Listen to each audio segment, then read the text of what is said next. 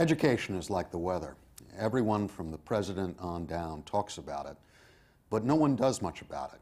Welcome to the Urban Agenda. I'm David R. Jones, president of the Community Service Society of New York, an organization that often focuses its research on the problems of public education as it relates to the urban poor.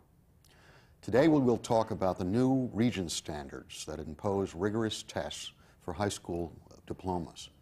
CSS strongly supports the new standards and engaged an expert to examine how we as a city and state can implement them. Our guest, Dr. Gary Natriello, professor of Sociology and Education at Columbia University's Teachers College, has just completed that study for CSS. Well, Dr. Natriello, tell us, what are the new standards? What is this all about? I'm meeting people in the street who don't even know if there's a new standard going on. Well, there are a couple different ways to think about the new standards, and I think there are at least two that are important. The first part of the standards, or the first way to think about them, is to think about a transition in the state so that every child graduating from a high school in New York City will essentially earn a Regents diploma. Now, we've had Regents diplomas for a long period of time, and they've been associated with particular course sequences and particular tests. So the big change is that we're now going to mandate that all students moving through the schools get that diploma. But the second change beyond that is that while we're moving everyone to the Regents diploma, we're also changing the Regents standards and changing the Regents examinations, so that there's really sort of a two-phase raising of standards. We are raising the standards for the Regents diploma itself, and then we're expanding the pool of students who will be required to sit for the Regents tests and the Regents diploma. Now, currently, about how many kids actually take the Regents standards as they now exist? How many get I think it varies a lot depending upon the school district you're in, and it will vary anywhere from 80 to 90% of the children in a particular school all the way to no children in a school. So depending upon the high school, depending upon the district, there's a wide variation in the proportion of children who would be sitting for that diploma. So many children who get out don't have an academic high school diploma. They just get a... They have a standard high school diploma, but they don't have a Regents diploma, and they haven't sat for the Regents tests. Now, if we looked at, for instance, schools in large urban areas, how does that break? Do most kids get Regents standards? Well, in fact, most kids in urban areas do not get Regents diplomas at the moment. And in fact, one of the intentions of the reform is to have an impact on urban schools. So basically, they're wiping out the notion of you just getting a standard diploma. You're going to get this Regents standard or you don't graduate. That's correct. Okay. Now, your report, which I have a copy of here, the new Regent standard, Regent high school graduation requirements that we just issued a couple of weeks ago, I guess now, seems to raise some questions about how well prepared the state is to actually allow kids to meet these new standards. Can you give our audience some understanding of that? Sure. There's been a fair amount of effort put into developing the new standards statewide, and there's currently effort and has been a substantial amount of effort put into developing the examinations that will test students' knowledge based upon those standards. But what we've found is that all of the work that would be done or that should be done in preparation, that is preparing schools and preparing students to actually be able to take the courses and to be able to succeed and pass the tests, that kind of work is lagging and in fact has not been done to a great extent. But we've heard that they've given quite a long time, 5 years to implement. Shouldn't that be enough time? Well, there is a phase-in process, but the kind of standards that we're talking about, and I think it's worth saying just a little bit about them, are very challenging, very demanding. They're the kinds of standards, as educators told us, that you need to begin teaching for in kindergarten and first grade, so that you're preparing students all the way along in the system for this end product, this end point that you'd like them to achieve. They're very different than other kinds of tests that we've seen in the past where, as students and educators have found, you can kind of cram in the 6 months before the test and position yourself to do well enough to pass the test. The actual real value of these new tests is they're much more substantial than that, and they really do require a much greater investment of time and energy to prepare for. So, for instance, in the science region, you couldn't just in the 11th or 12th grade or something decide that you were going to ace that test just through a cram course. That's right. It would be too late at that point to position yourself to do that. So the 5 years that are imposed here could have some severe impact. Well, the 5 years, I think, will have a severe impact in several ways. I mean, you have to think about the time in a couple of different senses. One way to think about it is how long does it take a school to position itself and its faculty and its programs to be aligned with the new standards and to really deliver instruction of a high enough quality targeted to those standards so that students can, in fact, profit from them. And then, of course, the second part of it is what kind of timing do students need? Students and their families to understand the complexity of these standards, to understand the effort that's going to be required to achieve them, and then to devote that effort over a sustained period of time.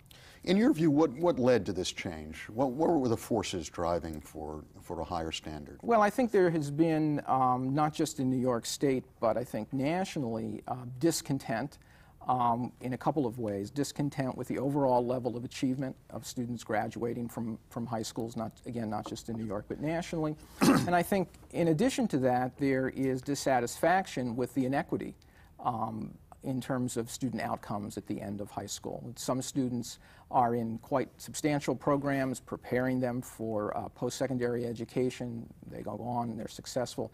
Other students are in very different kinds of programs that are less challenging, less substantial, and are not well prepared for secondary education, and indeed employers tell us in some cases are not particularly well prepared for the workforce. So I think all of those forces have led not only the New York regents, but educators and policymakers in other states to try to raise standards across the board. Let's get into the substance of your report. We and you obviously were interested in what kind of resources would be necessary. How well prepared are city schools or schools across the state to really meet these new standards? That's right, and we decided that perhaps the best way to try to find out about that was to actually talk to people who are in the schools. So a good bit of what we did in this report was to conduct interviews with school principals, with department chairs, with teachers, and in those interviews we essentially put them through a whole series of questions in which we asked them about the degree to which they were prepared and their schools were prepared, and indeed their students could be prepared to meet these standards. And in selecting those individuals, we sort of took two strategies. One strategy was simply to say, let's take typical high schools, many of them, most of them in New York City, because that was where our primary focus was, and just ask folks what they're currently doing and how well prepared they seem to be to do that. And in selecting those schools, we tried to select a mixture of schools. That is, we tried to get some schools that had a high proportion of students who were currently doing Regents work, and those folks would have at least a good sense of what the current Regents standards and demands were, as well as some schools where very few students were doing Regents work. And then we had, in addition to that, a second sample because we wanted to really learn how these transformations might take place. And in that second sample, we targeted schools who over the last 5 years seem to have made great progress in moving higher proportions of their student bodies into the Regents curriculum and indeed succeeding in passing the Regents tests and earning the diploma. So that was sort of our base of information. Those folks became our key informants about the process. And, okay, what were the findings? Well, the findings were, as you might expect, looking at a very mixed group of schools, the findings were in some sense mixed. That is, some schools told us they were better positioned than others to prepare students for the standards. A school, for example, that currently has an 80 or 90% Regents graduation rate, folks there thought we were well positioned, we know how to do this, we've done it, we're just going to do a little more. But in other schools where there hasn't been that base of experience, people were quite frankly very concerned. They were concerned about the time that they needed in order to prepare their faculties, to prepare their curricular materials. They were concerned in a number of cases with what seemed to be kind of insurmountable obstacles to actually meeting these standards. Like what? For example, a number of schools, folks reported that the facilities just weren't adequate. And there's some very concrete examples that they gave us. The new Regents science standards, which I think are very challenging and very demanding and in fact very exciting sets of standards. But those new standards assumed that students will have extensive experience in science laboratories, and that they will in fact have gone through a whole series of experiences and experiments that will prepare them to think and act like scientists. And the educators we spoke to, that is the science department chairs, sort of applauded this. They thought this was a great effort, but for one problem, and that is in many of these schools there weren't working science laboratories. And the facilities that they had that were called science laboratories oftentimes were not equipped.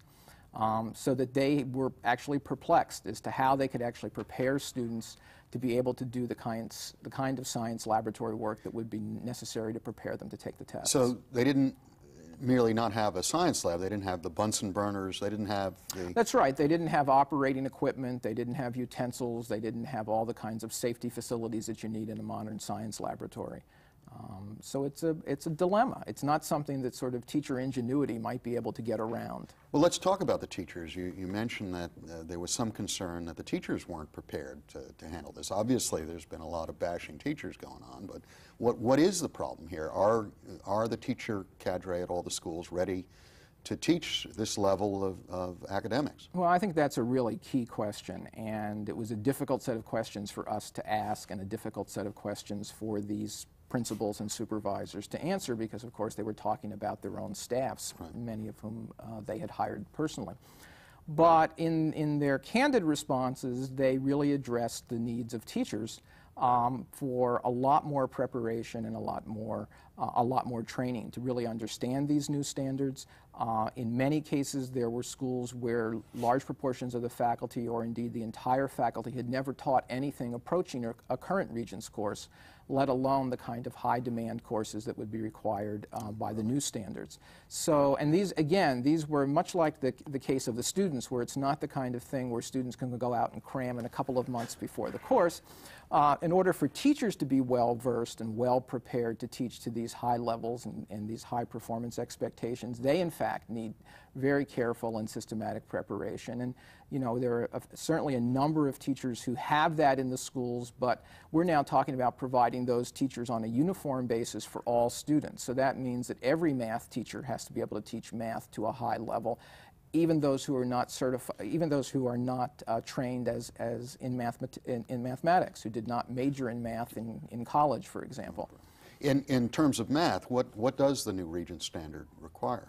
Well, the new Regents standards, for people who are familiar with the old standards, right, there were a number of sequential courses in mathematics, and the new standard moves everyone to something like the old standard, but a little bit higher. That is, there used to be a sort of a Math 1 standard, and the new one appears to move people to somewhere a little bit beyond that. And that would include things like pre-calculus, or? Sure, it's going to include you know, all kinds of things that students who weren't in the Regents track were not taking before, and for whom teachers were not prepared to teach, and indeed had not been teaching for all these years. Again, they're the kinds of standards that most of us would be delighted to have our own children meet. And if we were starting a school, we'd love to have those standards be the ones that we employ. But the key is that the new policy says that that's not just for a certain group of students, that's really going to be for all students. And so there are several dilemmas. I mean, one is we have to prepare teachers with enough background in the subject matter to be able to teach to a high level. But we also have to do something else, and this may be even being more difficult, and that is we have to prepare teachers, both those who've already been teaching to the Regents standards and those who are going to teach to those standards, to teach all students to those standards. So we're no longer just picking up the top 20% of the kids who have an intuitive grasp for how to move in these fields themselves and helping them, but teachers now need to reach out to students who never thought of themselves as good math students, for whom teachers never thought of them as good math students, and provide them with the kind of instruction in a much more creative, engaging way that will actually get them to master these new levels of demand. Is this only a New York City problem? Did you get any sense as you went along that this impacted other parts of the state? Well, certainly it's a large problem in New York City because of just the magnitude of the effort that's involved. But I think if you look around the state, you find plenty of school districts and indeed plenty of high schools where only a very small proportion of the student body is currently meeting the Regents standards. And you find plenty of schools where teachers will need lots of additional help and indeed lots of additional training on the job in order to be prepared to help students meet those standards. So it's not just a New York problem. Well, okay, we've got a problem. I think everyone agrees that the new Regents standards seem to be the right direction for the state of New York. What is it going to take to get it done? Well, I mean, not surprisingly, given what we've already learned, or what I already said, it's going to take some additional resources, and it's going to take time, and it's going to take both of those things on a sort of steady basis. That is, there has to be developed a set of plans for implementing the kind of instruction and the kind of curriculum that it's going to take to do that. There has to be the additional resources for teacher training and preparation, and it has to be on an ongoing basis. There probably has to be additional resources for teacher recruitment, additional hiring, and as we've already talked about, there needs to be investments in facilities. Now, all of these things, as you just think about them, and we haven't even mentioned all of them, but just thinking the ones that we've talked about, all of these things don't happen overnight. You know, just to get the facilities in place is going to take a fair amount of time, and there has to be a careful assessment of those needs, and then some careful planning for what kind of facilities need to get developed, and then some timelines developed for when they're going to be available. Well, for instance, the lab problem you mentioned, just as a guesstimate, how many are labless?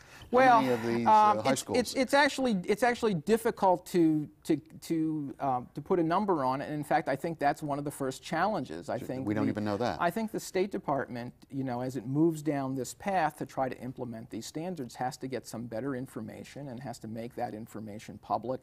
And I think has to begin to develop a consensus of support around these kinds of investments. The thing that we've done very well, or the thing that the state has done very well, is to articulate a set of goals, and indeed has begun in a very serious way to develop assessments that are going to let us know the extent to which we're reaching those goals. But so far, those assessments only focus on students. What we now need are a whole series of interim goals, implementation goals, for providing the kinds of resources on the ground that we know, just by looking at the standards, are going to be necessary in order to prepare kids to reach those. And there needs to be a set of timelines developed and a reasonable phase-in process. And then we need, I think, while not backing off of, I think, these aggressive goals, we need to develop some realistic sense of how long it's going to take for the system to reconfigure itself to deliver the kind of high-performance education we're talking about. In a sense, it's a testimony to the high level of aspirations reflected in the standards to realize that it's not something that we're currently doing, and it's not something that can be done quickly or easily. If those things were true, then we might question whether, in fact, the standards were very high. It's not just a small adjustment. This is a major overhaul to move to a high-performance system. Among advocates, I know there's a real concern that there's an effort to exempt certain populations from meeting the new Regents standards, which would be the end. That would essentially allow for certain groups, whether that's minorities in inner cities or rural kids, a kind of apartheid system where only one set of kids actually have a high school diploma and the other are exempted but can't get a job with a worthless piece of paper. Right. I think that would be to step back to the system that the standards are trying to move us away from, and that two-tiered system that we've had in place for a very long time, I think, is exactly what the standards are designed to step beyond. Okay, how much will it cost in your estimate? How can we put this on the track and talk to legislators and the governor and the mayor? What are we talking about if we really, for New York City first and then for the state? Well, I think let me just say a little bit something about the cost estimates, because the estimates are really our first run through of these kinds of things. And what I want to say about all of these estimates is that they're based on a series of assumptions, and the assumptions need to be checked. So that, for example, some of the assumptions we make may cause us to overestimate. I think more often than not, we're probably going to be underestimating as we build along.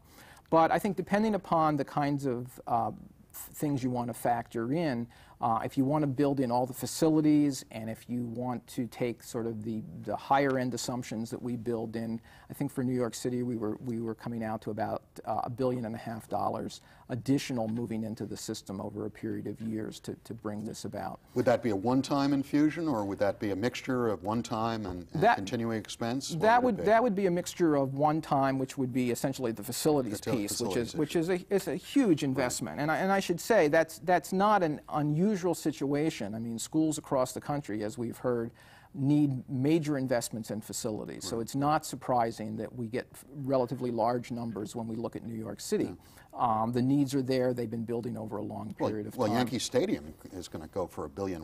That's right. So maybe we're way too low on our facilities estimates. But even after we've done the facilities, there's a need for ongoing investments. And I think there, again, there's some consideration as to how we build these assumptions. But I think we were talking in the neighborhood of maybe an additional $700 million, give or take, just to keep the teacher training going, just to maintain the additional staffing that we think is going to be necessary, also to provide something that we really haven't spoken much about so far, additional resources for kids at risk of educational failure. And these kinds of things are probably going to be with us for quite a while and until the whole system gets into place and until we have a kind of K-12 overhaul where all students beginning in kindergarten are being prepared for these new, more demanding standards. The teachers, particularly public school teachers, have been under assault, obviously. In Massachusetts, they had a now notorious exam or profile exam, which many of the teachers didn't even pass what the students were expected to pass. Would the same thing happen now for many of the Regents standards? Could some of our teachers actually not be able to pass the Regents standards? Well, I think, you know, again, it was a difficult question to put to the principals and department chairs that we spoke with, but I think some of them acknowledged that in fact, not all of the members of their faculty were well enough prepared in their fields to actually succeed on the Regents standards that they're now being asked to teach to and to have students pass. And that's a problem that's developed over a number of years. These may be folks who were doing a fine job preparing kids for much lower kinds of standards for the Regents competency tests, which are a much more basic skills kind of orientation. But as we move to this higher level of performance, we in fact are going to have to really invest in teachers in a number of different ways if we want them to be able to deliver that kind of quality instruction.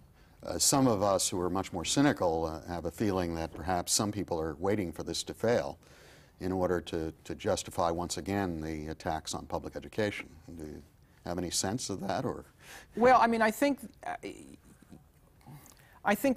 it's open to that suspicion, and the reason it's open to that suspicion is because if you wanted to set out this very aggressive trajectory, which I think the Regents standards set out, that if you're really serious about succeeding at that, and it seems to me we ought to be very serious about succeeding at it, but then you ought to really have a plan for implementation. That is, you ought to figure out in a rational way all along from kindergarten through 12th grade what has to happen, what has to be different, and then you want to figure out how long it's going to take you to prepare the system to do that. For example, if we decide that we need 20% new teachers, or 20% of the existing workforce needs to be retooled in a major way. That all has to be done before the first student hits the class. And that has to be done in a serious way, in a powerful way, and we have to account for teacher turnover and teacher retirement, a whole variety of other issues. So if the plan had incorporated all of that, and if it had incorporated a timeline, and if you could see all along the way milestones whereby a certain date all teachers will be well equipped to teach the Regents standards, and if all those things happened before the first child who was going to have to pass a Regents test hit those classrooms, then I think they wouldn't be open to that suspicion. But I think the fact that, in a sense, we've put the cart before the horse, that is, we've put in these endpoint tests before we've reconfigured and redesigned the system, then I think folks who charge that this is a setup, or could be a setup, you know, there's something to that claim, or at least it can't be easily dismissed. Though I must say, almost, there is no hope unless we set higher standards. Obviously, the children, we who deal with issues particularly around poor communities and minority communities recognize that the high school diploma has literally been so denigrated and undermined that it doesn't really help a child into an ability to get a reasonable wage. What is the most surprising thing you found in this report? Before you started, you obviously had one set of assumptions. What didn't you expect to find? Well, I think the thing that I was somewhat surprised at, although perhaps I shouldn't be, was when we actually interviewed the educators in the schools, was how willing they were to accommodate whatever the new system was going to be. That is, if you went into other workplaces and you said to people, we're changing everything. You used to be working at this level, you're now going to work at this level. You're now going to have to do essentially a totally different kind of job, and you're going to have to work with clients that are much more difficult than the clients you've worked with in the past. And we really have no additional resources for you to do that, but this is, this is your new life. You would find, I think, a lot of rebellion, a lot of resentment, a lot of complaining. I think the thing that I was surprised at when we went into the schools was how willing people were to try to get on board, and how much their concern was really focused on the students.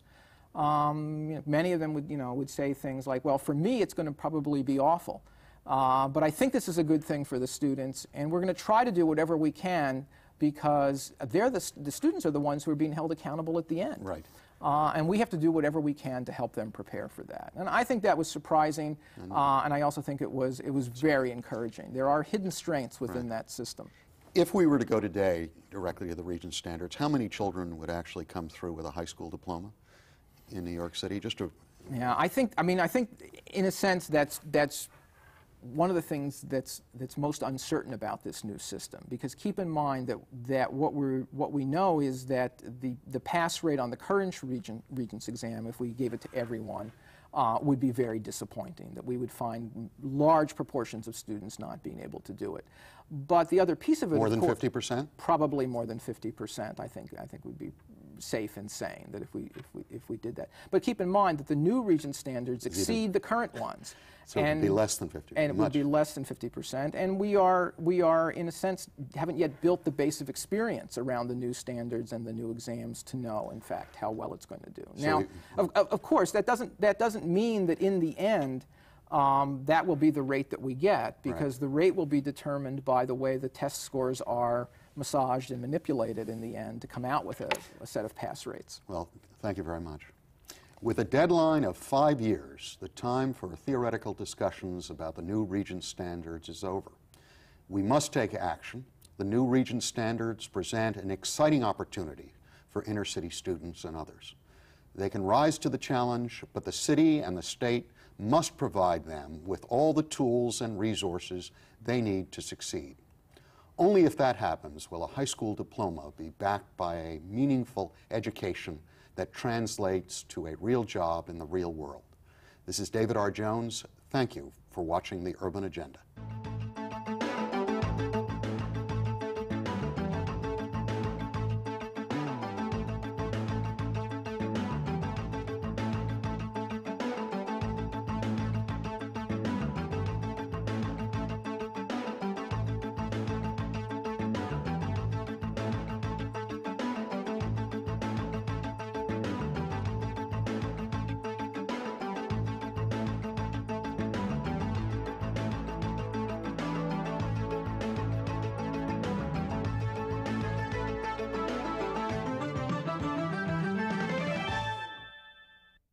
To comment on the Urban Agenda or for more information on CSS, contact Community Service Society of New York, 105 East 22nd Street, New York, New York, 10010. Area code 212-254-8900.